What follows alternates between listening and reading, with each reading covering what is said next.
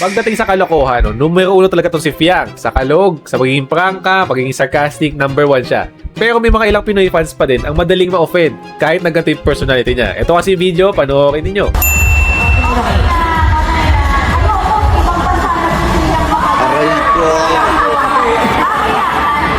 Winawakan siya ni JM dito, napansin nyo doon. Pinipigilan siya.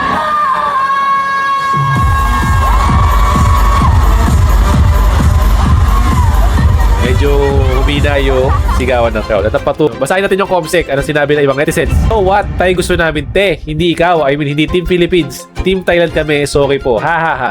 Sa Milwaukee na kasi, no, yung mga ibang Pinoy fans talaga, pumunta dyan, hindi para suportahan yung mga basketball players natin sa Pilipinas. Pwede kasing na-misinterpret si Fiang sa part ni gusto nyo maging mas maingay kayo, mas sumigaw kayo kasi Pinoy kayo eh. So dapat lang, mas malakas yung cheer nyo sa Pinoy. So yung isa naman kasi, so sila nagbayad ng ticket, sila nag-effort bumiyahe pumunta, so kakapatan nilang i-cheer yung gusto nilang personality, which yung Thai. Ngayon, nag-aaway ngayon sa comsec dahil no-off sila doon sinabi ni Fiang na ayaw nyong i-cheer yung mga Pinoy, bakit kayo ganyan? So, bibiro lang naman to si Fiang kasi gusto niya lang na maging supportive kayo sa mga Pinoy. Iba talaga kasi yung mga tao sa Pilipinas ngayon o yung mga tao sa mundo ngayon. Napaka-sensitive, no? Pwede na sa'yo paano mo siya i-take, no? Nagkalat na naman siya. Pagka kasi celebrity ka, influencer ka, or nasa TV ka, no? Expected sa'yo is may delikadesa ka, na parang prinsesa, meron kang PR train to be short, no? Yun kasi yung point doon, eh. Ugali pa rin talaga si Fiang na hindi niya makaalis.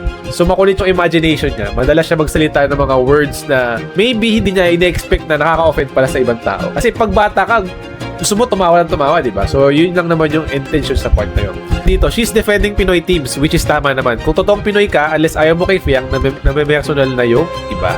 Okay.